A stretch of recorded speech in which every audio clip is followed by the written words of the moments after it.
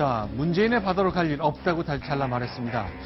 박지원 원내대표의 당대표의 생각 지금부터 확인해 보겠습니다. 먼저 오늘 했던 인터뷰 중에 일부인데요. 소개해드리겠습니다. 우리는 민주당의 패거리 정치, 이 독점적 그러한 행태를 비판하고 국민의당을 창당해서 승리로 이끈 정당입니다. 그래서 그러한 우리 국민의당을 향한 러브콜은 어떠한 경우에도 응하지 않을 테니까 이제 그만하시는 것이 우리 당에 대한 예의다, 이렇게 말씀드립니다. 어떠한 경우에도 그들이 생각하는 바다에서는 만날 일이 없을 것이다. 꿈을 깨는 것이 좋다. 문재인 후보가 높다고 그러지만 호남 어디를 가도 왜 문재인 후보를 지지하지 않는데 그렇게 여론조사가 높이 나오느냐, 의아스러운 얘기를 저에게 많이 하거든요. 주위에서도 다 그렇습니다. 네, 안녕하십니까. 박지원 국민의당 대표 나오셨습니다. 반갑습니다. 오랜만입니다. 네. 자, 그런데 오늘 이제 전주 다녀오셨죠? 최고위 회의를 네. 전주에서 하셨는데 호남 다지기 좀 급하신 겁니까? 급한 게 아니고 네. 어게인 국민석으로 네. 국민석으로 다시 들어가는데 네. 지방순회 최고회의를 하려고 네. 오늘 전북에서 최초로 하고 네. 수요일 날은 또 부산에서 하고 그렇습니다. 네. 그런데 지금 저 아침에 인터뷰하신 내용을 저희가 들어보니까 이상하다. 내가 호남에 많이 다녀서 많은 분들을 만나는데 문재인 대표 지지한다는 사람 참 보기 어려운데 지지율이 너무 높게 나온다고 얘기하셨어요. 실제 어떻습니까? 실제로 저는 매주 금기원래 지역구의 목포에 내려가면서 광주 한 번씩 들려서 가는데 네. 실제로 전북도 어제부터 오늘까지 다녀보면은 네. 문재인 찍겠다는 사람 없어요. 네. 그런데 그분들도 왜 그렇게 지지율이 높은지 이상하다. 저한테 물어보니까 저도 답답하죠. 근데 박지원 대표를 만난 호남 분들은 대표 앞에서 저 문재인 좋아합니다 이렇게 얘기 잘 안 하는 거 아닙니까? 제 아내도 그렇고 네. 모든 사람들이 다 그런 얘기는 해요. 네. 그렇지만은 근본적으로 네. 지난 4월 총선 때도 보면은 네. 친노가 네. 약 20% 정도는 있어요. 그러니까 그분들은 아마 적극적으로 네. 여론조사에 응답하지 않는가, 저는 그렇게 추측만 하지만 잘 모르겠어요. 네. 자, 구장차장 어떻습니까? 이제 박지원 대표 보일 때 저희가 더불어민주당 얘기를 좀 여쭤보는 게 좀 못할 수 있습니다만 이제 거기가 친정이시고 옛 고향이셨으니까 어떻습니까? 더불어민주당은 절대 앞으로 같이 할 수 없습니까? 그건 하지 않겠습니다. 또 우리 당 분위기도 그렇고 네. 패거리 정치를 네. 하고 있는 거기하고는 함께 할 수 없다.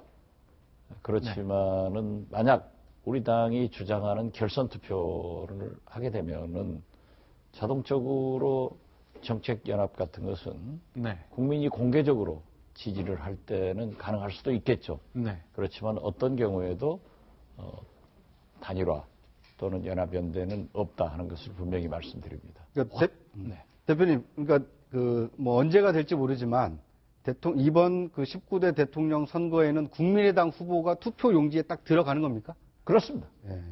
그러니까 뭐 그 후보가 안철수가 될지 손학규가 될지 뭐 정운찬이 될지는 모르지만 그렇죠. 지금 제가 볼 때는 문재인 대표는 사실상 민주당 후보로 확정된 거예요.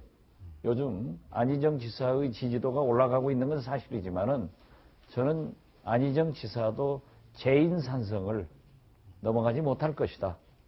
그리고 이재명 시장도 어려울 것이다. 그렇다고 하면은 문재인, 국민의당 후보, 새누리당, 바른정당.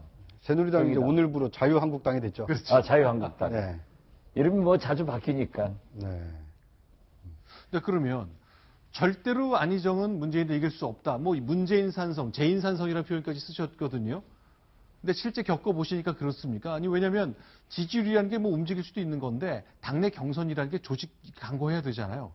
실제로 친문 지형, 친노 지형의 이 견고함, 그런 걸 많이 느껴보셨으니까 하신 얘기일 것 같아요. 제가 가장 손학규, 네. 박지원이 가장 몸으로 체험을 해봤죠. 네. 재작년 전당대회에서도 네. 문재인 당시 후보가 투표 하루 전에 룰을 바꿔가지고 네. 제가 3.5%포인트 졌어요. 네. 만약 룰을 바꾸지 않았으면은 제가 당대표가 됐고 분당이 안 됐을 겁니다. 네. 그렇지만은 또 작년의 이 민주당 전당대회를 보더라도 네. 재인산성이 너무 공고해가지고 네. 전부 친문파들로 100% 당선시키잖아요. 네. 거기에 안지사가 아무리 도전을 하더라도 저는 좀 어렵다. 그래서 재인산성을 결코 넘지는 못할 것이다. 이런 네. 생각을 근데 갖습니다. 대표님, 뭐 남의 당 얘기하실 게 아니라 지금 이 국민의당은 국민 산성을 지금 못 넘고 있는 거 아닙니까? 그러니까 지지율이 그 국민의당 대선 후보 중에 10% 두 자릿수를 넘거나 아니면 문재인 전 대표를 꺾을 만한, 필적할 만한 지지율이 지금 안 나오고 있는 원인이 지난 총선에서는 호남에서 국민의당 후보들을 상당히 많이 그 지원을 했는데 지금 호남에서도 지지를 안 하고 있거든요. 그 원인은 뭐 때문이라고 보십니까? 지지를 하지 않는다고 하는 것은 조금 이해할 수가 없고요. 물론 저희들이 작년 총선에서 호남에서 압도적 승리를 했지만은 그 후 리베이트 조작 사건 또 사실 이 촛불 전국이 분노와 불안이 함께 존재했지 않습니까? 그래서 불안에 포커스를 맞췄던 우리는 아무래도 대안을 제시했지만은 민주당은 분노에 초점을 맞춰가지고 소위 말하는 사이다 발언을 많이 쏟아냈어요. 그리고 국민은 제가 볼 때 어떠한 경우에도 박근혜 잔재 세력에게는 정권을 주지 않겠다. 야권으로 실질적 정권 교체를 해왔기 때문에 크게 보이는 민주당 또 앞서가는 문재인 대표에게 쏠림 현상이 있었지만은 이제 탄핵이 인용이 된다고 하면은 제가 볼 때는 굉장한 불안과 혼란이 있을 겁니다. 이때 아무래도 극단적인 문재인보다는 합리적인 중도적인 우리 당 후보를 선택할 것이다. 저희들은 그렇게 봅니다. 그러니까 거기서 저는 좀 생각이 다른 게요. 제가 호남에 가서 민심을 취재를 했을 때 많은 호남 분들은 우리는 정권 교체를 원한다. 확실한 정권 교체를 해줄 정당, 확실한 정권 교체를 해낼 후보를 원한다. 그렇습니다. 그런데 국민의당의 경우에는 워낙 지지 기반이 호남에 치우쳐 있다 보니까 그러니까 상대적으로 다른 TK라든지 PK라든지 충청에서도 고른 득표를 해서 정권 교체를 견인해낼 이런 후보가 지금 마땅히 없어서 국민의당 후보들이 지금 그 부진한 지지를 기록하고 있는 거 아닙니까? 제가 보면은 구자원 기자가 늘 그 편견을 가지고 말씀을 많이 아니, 저 편견 없습니다. 그런데 네. 사실 지난 총선에서 호남에서 압도적 승리를 국민의당이 했고 전국 정당으로도 우리가 제1야당이 됐고 꼴등은 민주당이 됐습니다. 정당 투표에서. 그렇기 때문에 외연 확대의 가능성도 높고 아무래도 안철수 혼자 뛰니까 별로 경쟁이 없었잖아요. 그리고 민주당은 여러 후보가 영호 상박처럼 서로 경쟁도 하고 충돌도 하니까 좀 보였지만은 이제 손학규 의장이 통합 선언을 했고 네. 또 천정배도 굉장히 적극적으로 움직이기 때문에 17일 오는 금요일 날 이제 손학규 의장이 공식적으로 입당을 하고 안철수, 천정배, 손학규 세 분이 만납니다. 그렇게 돼서 경쟁을 하게 되면은 또 때로는 충돌도 하게 되면은 상당히 그 상승하는 효과가 있을 것이다. 저는 그렇게 생각합니다.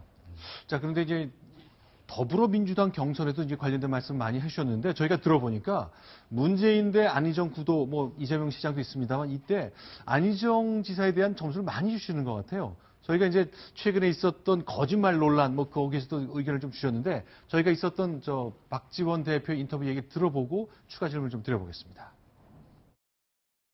안희정 지사께서는 육성검 당시 검찰 수사를 받고 있어서 전혀 관련되지 않았습니다. 그래가지고 그러한 발언을 해서 내가 그렇지 않다.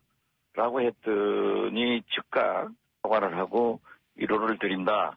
역시 안희정답다. 이렇게 정치를 깨끗하게 할 건 인정하고 또 사과할 것은 사과하는 것이 정치이지 네. 감동을 주는 거지 문재인 대표처럼 그렇게 거짓말하고 변명해서는 안 된다. 저는 안희정답다. 이렇게 평가를 했습니다. 근데요, 지금 들어보니까 이제 문재인 대표는 이제 거짓말을 했다고 말씀하셨는데 이제 정치적 상대방한테 거짓말한다 얘기는 이제 굉장히 심한 공격이라고 저는 생각이 되는데 문재인 대표가 이제 좀 불편하시죠, 개인적으로도. 불편한 게 아니고 예. 대북 송금 특검 문제에 대해서 네. 제가 먼저 절대 얘기하지 않았습니다. 네. 그분들이 먼저 대북 송금 특검은 네. 뭐 검찰에서 하는 것보다는 특검에서 하는 것이 나아서 선택의 문제였다. 네. 그리고 김대중 대통령께서도 용서했다라고 하는데 그런 사실이 없어요. 네. 그리고 당시 대북 송금 특검은 민주당 모두가 다 반대했습니다. 당대표인 정대철, 상임고문인 김원기 전 의장, 네. 이상수 사무총장이 청와대까지 가서 노무현 대통령에게 절대 해서는 안 된다라고 말씀드렸지만은 국무회의에서도 모든 장관들이 반대를 했지만은 허성관 장관, 네. 문재인 민정수석만 부산의 민심이다. 그리고 당시 야당인 한나라당이 요구한다. 그래서 전 유인태 정무수석은 노무현 대통령이 한나라당에게 최고의 선물을 줬다. 이렇게 얘기한 것을 네. 그렇게 거짓말을 하니까 거짓말한다고 하는 거죠. 근데 저희가 그래서 그동안 그리고 있었던 그건 변명이죠. 네. 김대중 대통령이 그러한 말씀을 안 했는데 네. 노무현 대통령 서거하셨을 때 네. 내 몸의 절반이 무너져 가는 심정이다. 네. 이 말 속에 용서했다는 것을 포함됐다고 문재인 대표가 얘기하니까 그건 거짓말이죠. 그러니까 내 몸이 절반이 무너진 것 같다는 그 말씀을 하셨지만 그게 그 뜻이라고 볼 그건 아니죠. 예, 노무현 대통령의 서거에 대해서 얘기를 한 거지. 네. 김대중 대통령은 마지막 순간까지 대북 송금 특검과 소위 삼성 엑스파일 네. 수사에 대해서는 너무나 안타깝게 생각하셨습니다.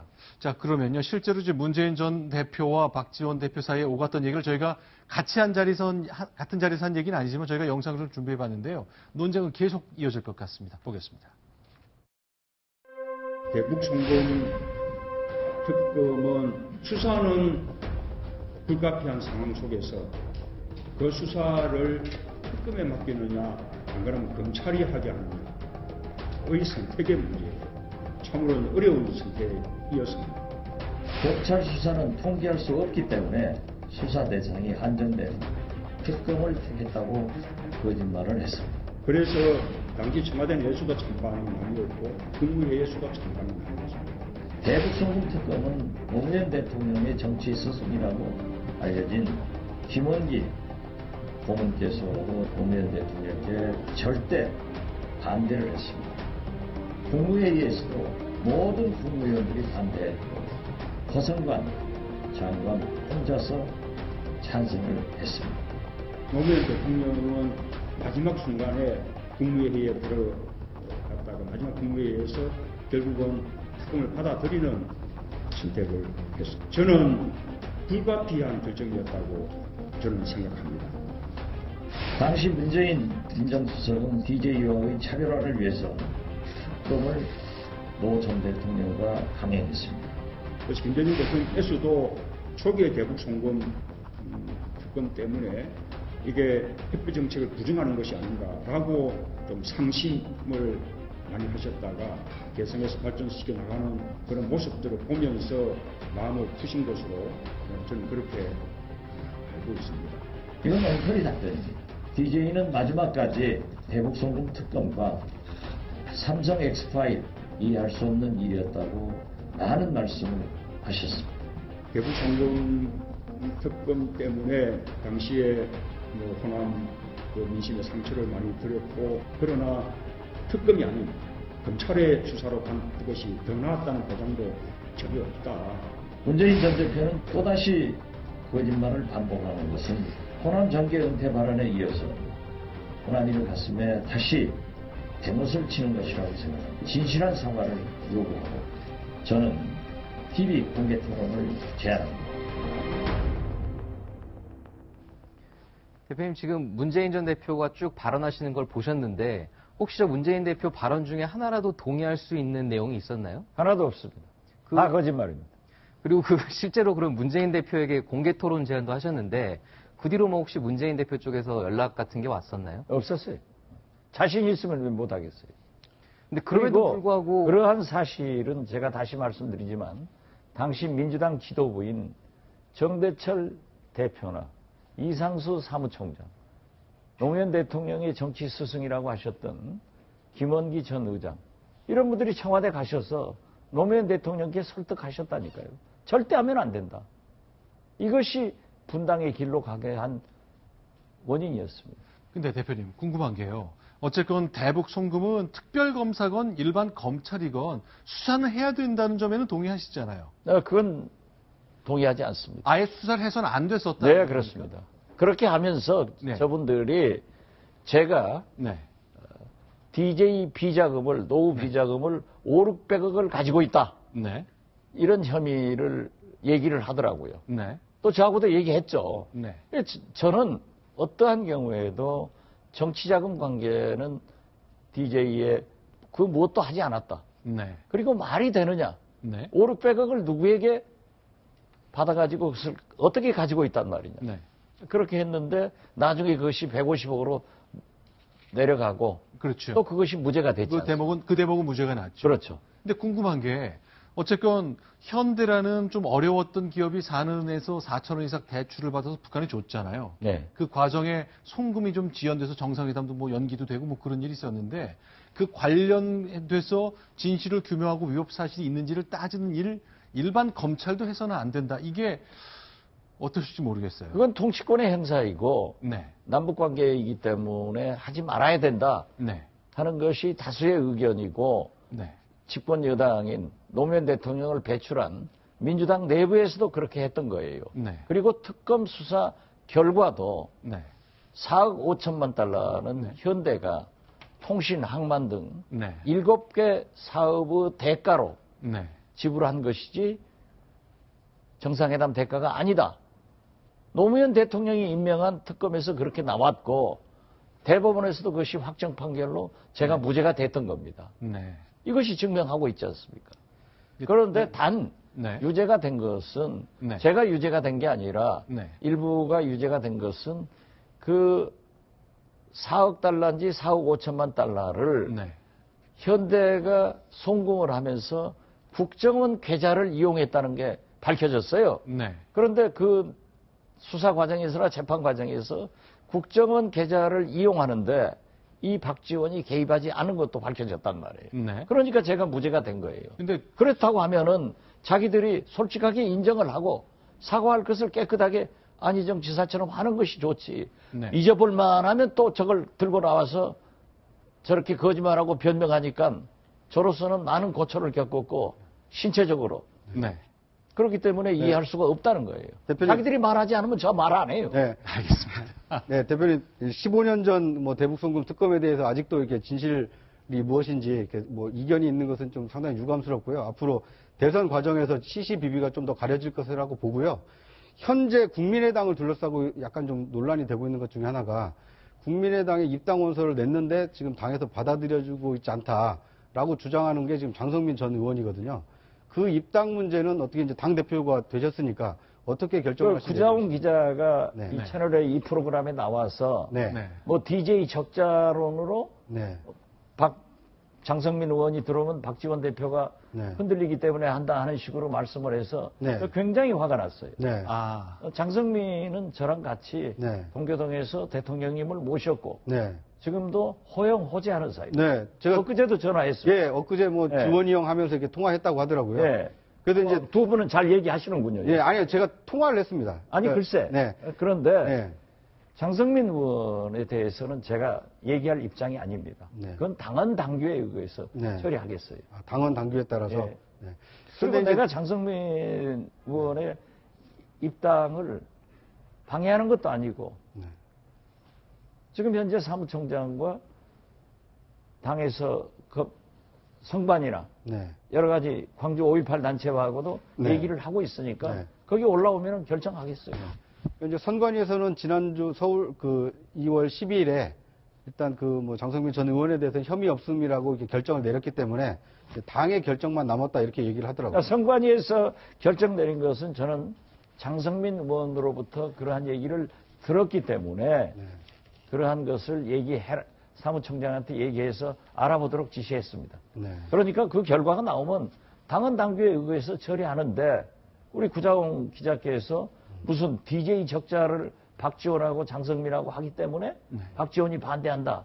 이것은 좀 오버예요. 네. 그러니까 알겠습니다. 자, 그러면요. 그런 얘기 하시는 게 아니에요. 네. 그래서 직접 그래서 여쭤보고 싶었습니다. 알겠습니다. 자, 그러면 그리고 그런 네. 말씀을 하려면은 네. 최소한도 방송에서 얘기하려면 기자는 저에게 전화해보고 확인해 봐야죠. 네.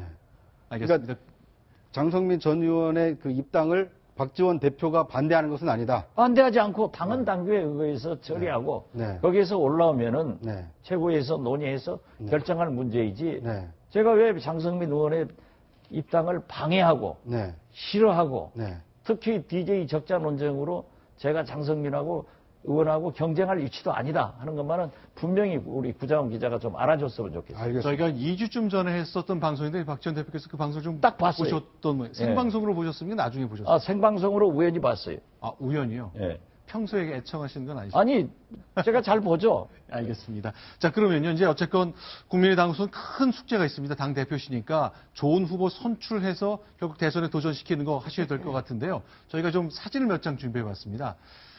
야권에서의 경쟁 굉장히 치열합니다. 지금 현재 여권 후보가 센 사람이 없잖아요. 현재로서는. 그래서 저희가 사진을 좀 준비했는데 더불어민주당에서 이 두 사람 중에 한 사람이 당선된다면 우리 당이 좀 좋겠다. 우리 당이 대권에 도전하는 데서 낫겠다 싶다면은 누굴 좀 꼽으실 수 있겠습니까? 그건 제가 얘기하는 것은 부적절하다고 생각합니다. 아, 부적절하죠. 예. 예, 적절하지 제가 않죠. 볼 때는 네.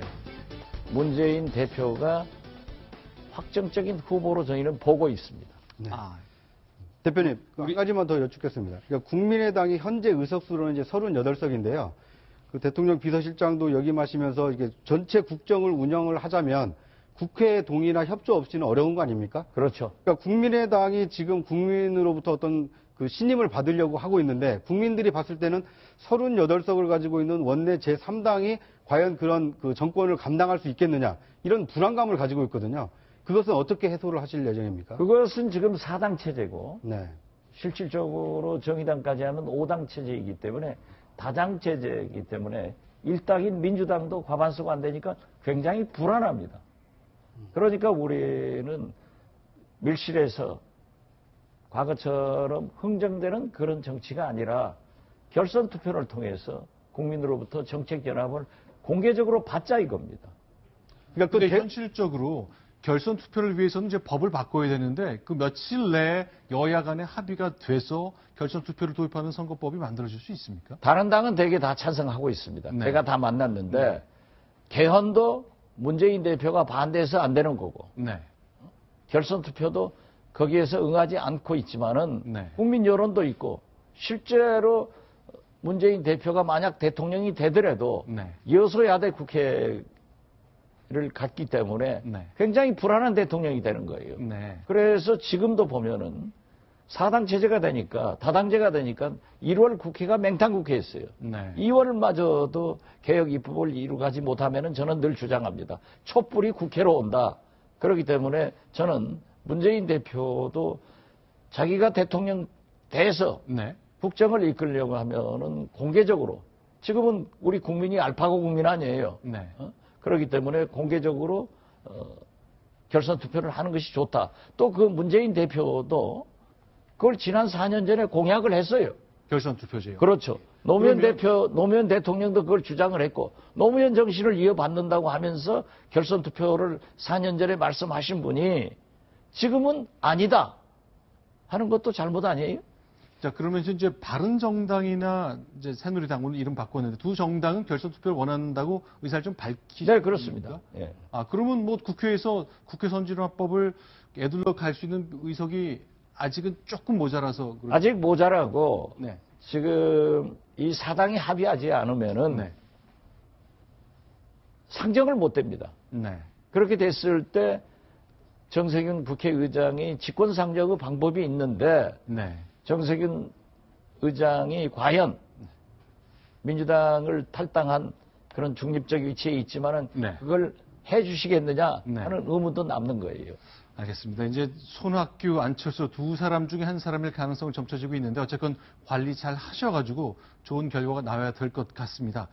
결선 투표제 도입 과연 가능할지 한번 지켜봐야 될 것 같습니다. 오늘 국민의당 박지원 대표와 저희가 이야기를 나눴습니다. 결선 투표제를 안 하면은 네. 지금 부자원 기자가 질문한 대로 굉장히 불안한 정국이 되고 아무것도 네. 할 수 없다는 것을 다시 말씀드립니다. 알겠습니다. 자, 오늘 말씀 잘 들었습니다. 예, 감사합니다. 감사합니다.